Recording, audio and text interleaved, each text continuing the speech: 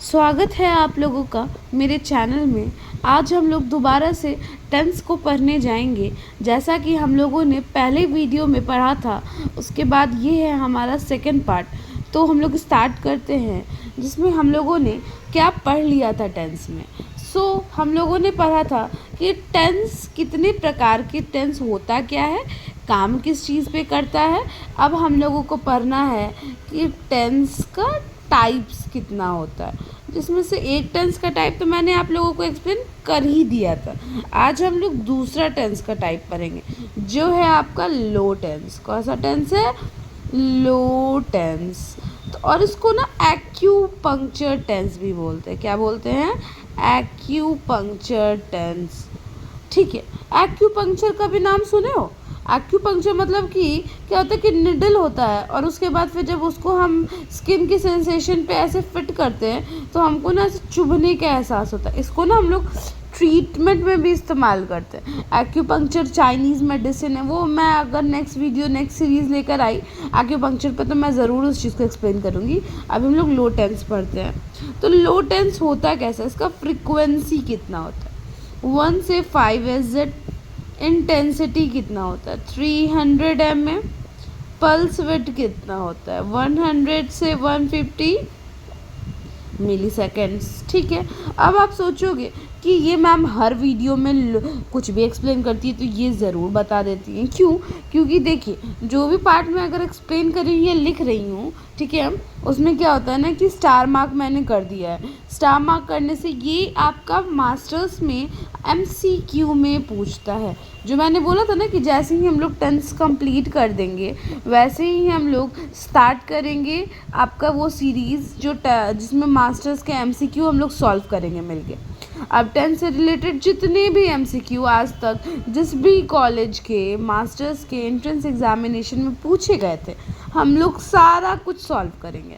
और इतना गारंटी है कि अगर आप लोग इस वीडियो को, इस टेंस की सीरीज़ को पूरा देख लेते हो, तो आप लोग ईजिली हर एक क्वेश्चन सॉल्व कर पाओगे। ठीक है, अब हम लोग पढ़ेंगे कि एक्यूपंक्चर टेंस वर्क कैसे करता है।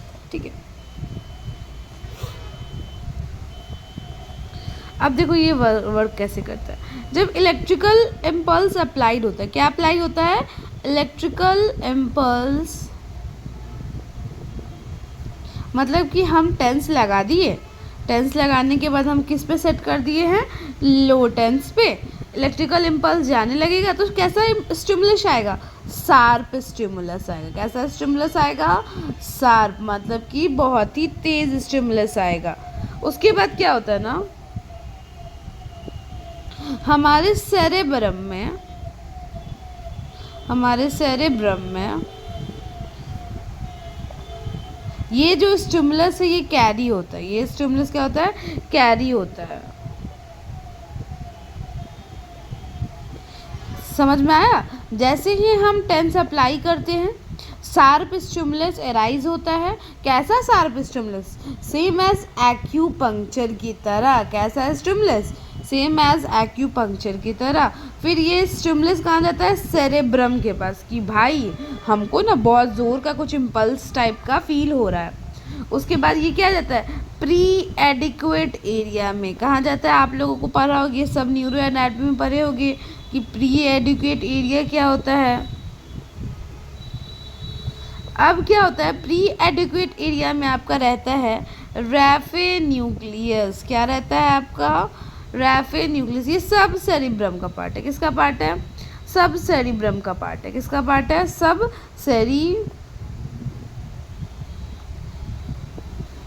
सेरिब्रम का पार्ट है।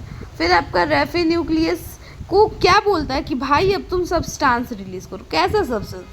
एंडोफिन। और उसके बाद क्या करते हैं? जैसे ही एंडोमॉर्फिन रिलीज होता है, पेन सर्किट ब्लॉक। क्या हो जाता है? Pain circuit block. बहुत ही आसान है इसका वर्किंग, कोई भी पूछेगा ना ऐसे ही बता। क्या होता है? जैसे ही मानो कि हम टेंस मशीन अप्लाई किए, मानो कि ये मेरा हाथ है, मेरे हाथ को थोड़ा इग्नोर करना है, इस पर हम क्या लगाया? TENS machine. अब सोचना है कि मोड कौन सा सेलेक्ट करना है। इतना तो सबको पता है ना कि ये पेन गेट थ्योरी पे काम करता है। अब मोड भाई हम कौन सा सेलेक्ट करें? तो हमको मन है लो मोड। अब मन क्या है, आगे बताएंगे कि कैसे लो मोड सेलेक्ट करते हैं। ठीक है, लो मोड हम सेलेक्ट कर लिया। अभी जैसे ही हम लो पे लगाए तो इसको तो एक्यूपंक्चर टेंस भी बोला जाता है। तो चुभने लगा, क्या लगा, ये चुभने लगा, शार्प स्टिमुलस। ये शार्प स्टिमुलस मेरे सेरेब्रम में जाता है। सेरेब्रम में होता है आपका प्री एडिक्वेट एरिया। कौन सा एरिया होता है, प्री एडिक्वेट एरिया। वहाँ होता है रैफे न्यूक्लियस। क्या होता है, रैफे न्यूक्लियस। अब ये प्री एडिक्वेट एरिया कहाँ होता है, रैफे न्यूक्लियस कहाँ होता है, अभी जस्ट मैं एक नेक्स्ट स्लाइड आपको दूंगी, उसमें आपको अभी समझ में आएगा।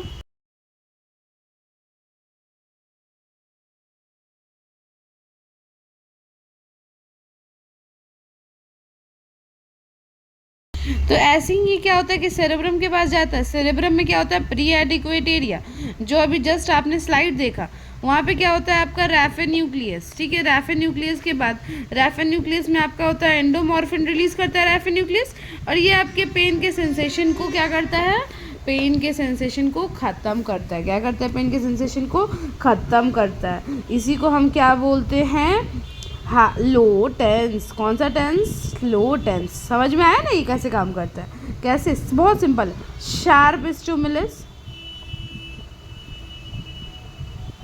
निकला, ठीक है, उसके बाद फिर क्या होता है, ये सेरिब्रम के पास गया।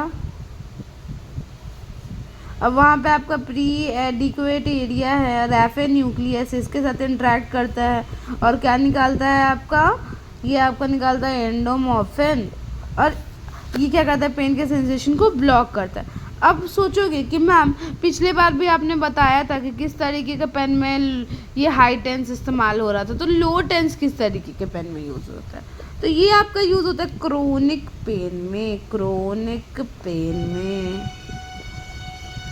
डीप पेन में, डीप पेन में।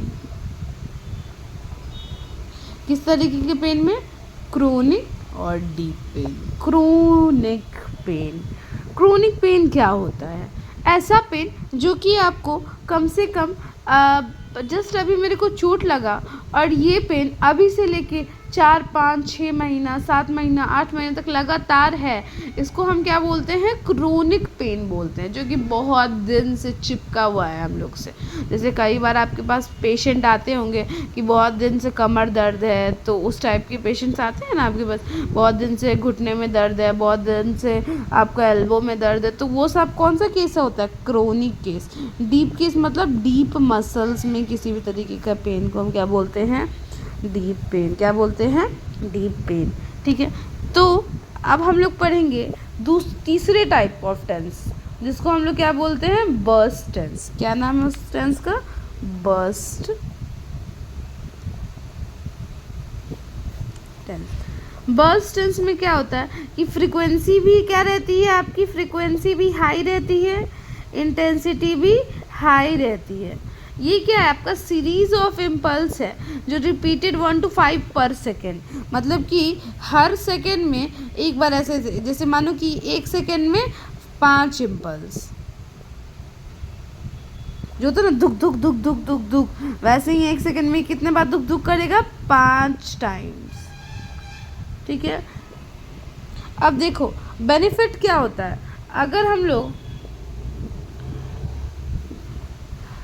देखो इसमें बेनिफिट क्या है कि अगर हम लोग कन्वेंशनल और acupuncture like TENS thus providing pain relief by both routes, इसमें क्या होता है ना कि अगर हम लोग ये टेंस इस्तेमाल करते हैं तो ये आपका दोनों वे से काम करता है।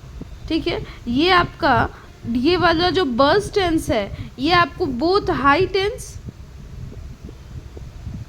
जो मैंने बताया था कि हाई टेंस कैसे करके आपका पेन गेट पाथवे को यूज़ करके कैसे आपके पेन को रिलीव करता है, और दूसरा लो टेंस कि लो टेंस कैसे आपका वो रैफे न्यूक्लियस वाला पूरा पेन, मतलब पेन के सेंसेशन को ब्लॉक करता है। अगर हम बर्स्ट टेंस किसी पेशेंट पे अप्लाई कर दें, ठीक है, बर्स्ट मेथड में, तो क्या होगा कि दोनों मेथड से मेरे पेन क्या होगा, रिलीफ होगा। क्या होगा, पेन रिलीफ होगा। अब बर्स्ट मेथड अब तुम सोचोगे कई बार ऐसा होता है ना कि हमारे पास उतना ज़्यादा मतलब क्या होता है कि डायग्नोसिस हम कर रहे होते हैं तो एग्जैक्ट आइडिया हम नहीं लगा पाते। कई बार बच्चे हैं फर्स्ट सेकंड थर्ड ईयर के स्टूडेंट है क्लिनिकल में जा रहे हैं तो आपके लिए बहुत अच्छा है ये बर्स्ट टेंस वाला मेथड। क्यों? क्योंकि आप इजीली इसको अप्लाई कर दोगे कम इंटेंसिटी पे देके, तो ये आपका दोनों मेथड से पेन रिलीफ करता है। मतलब कि सुपरफिशियल पेन के लिए भी अच्छा है और डीप पेन के लिए भी अच्छा है। समझ में आया बर्स्ट टेंस का क्या फ़ायदा है? बर्स्ट टेंस आपका दोनों मेथड पे काम करता है, हाई टेंस वाले मेथड पे भी, पेन गेट थ्योरी पे भी, और लो टेंस वाले मेथड पे भी। लो टेंस का क्या मेथड था? वो सेरेब्रम के पास जाके वो मिड ब्रेन और फिर वो रैफे न्यूक्लियस वाला जो मेथड था जिसमें ओपोइड लाइक सब्सटेंस रिलीज हो रहा था। आप सोचोगे कि मैम इतना सारा हार्ड वर्ड्स कैसे याद करेंगे, तो आप लोग अब सेकेंड ईयर के स्टूडेंट हो, एनाटमी पढ़ चुके हो, तो आपके लिए ये उतना ज़्यादा हार्ड नहीं होना चाहिए। अब तुम लोग को अगर ये सारा कुछ अगर ऐसे समझ में नहीं आता होगा ना तो प्लीज़ मेरे को बोलना, अगली बार से मैं क्या करूँगी कि प्रॉपर नोट्स बना के रखूँगी और मैं आप लोगों को समझाने की कोशिश करूँगी। वैसे सबसे अच्छा मेरे को क्या लगता है कि मैं पढ़ा देती हूँ और आप लोगों को ना कि खुद से नोट्स बनाओ, और नहीं तो आप मेरे कमेंट बॉक्स में कमेंट कर सकते हो, मैं इसका नोट्स आपको अच्छा नोट्स डिटेल नोट्स प्रोवाइड कर सकती हूँ। ठीक है, अब हम लोग पढ़ेंगे brief tense.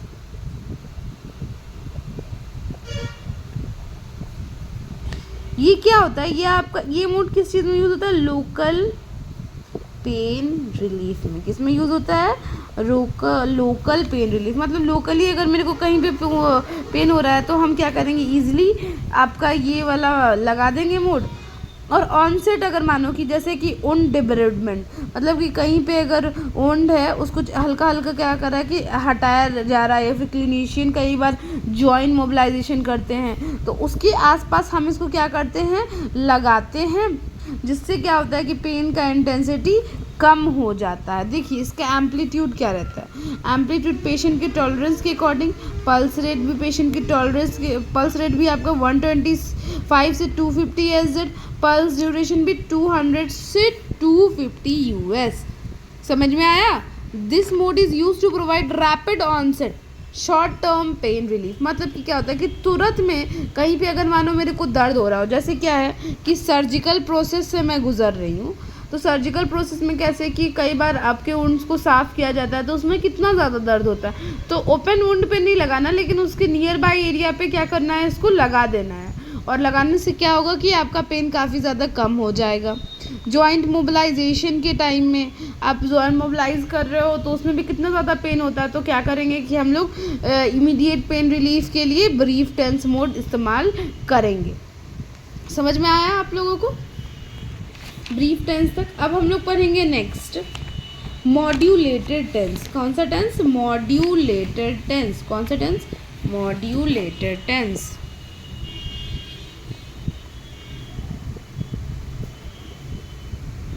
Modulated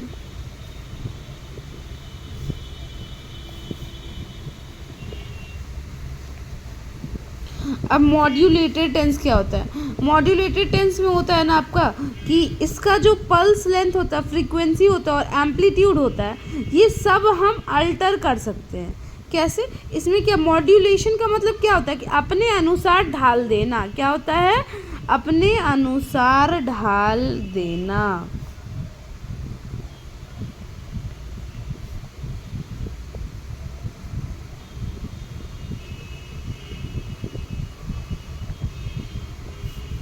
pulse length, frequency और एम्पलीट्यूड ऑफ पल्स को क्या करना है? अपने अनुसार ढाल देना।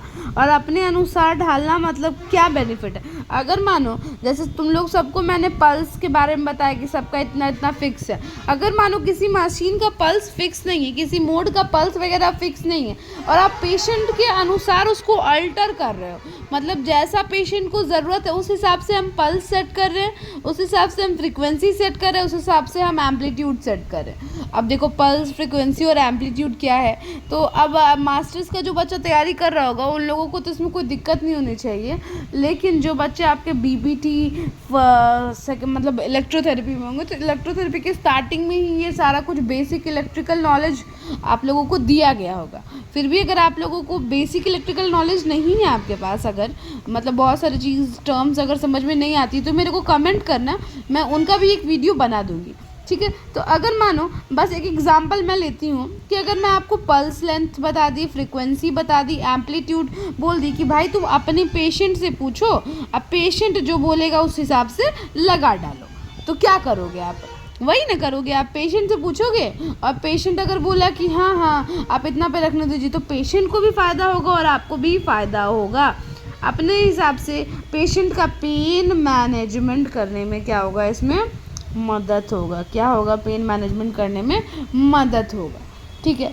तो यहाँ पे हम लोगों का टाइप्स ऑफ टेंस ख़त्म होता है, ठीक है। अब जो नेक्स्ट वीडियो आएगी वो आएगी आपका इंडिकेशन और Contra indication.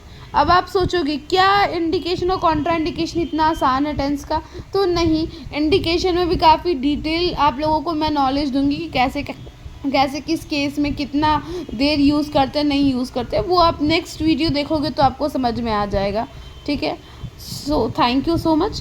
Please like, comment and subscribe to my channel. और अगर आप लोगों को कोई भी दिक्कत है, कोई भी टाइप का क्वेश्चन है, स्टडी कर रहे हो, कोई प्रॉब्लम आ रहा है, तो आप इजीली कमेंट करके पूछ सकते हो, मैं आपको जवाब दे दूँगी, ठीक है। Thank you so much.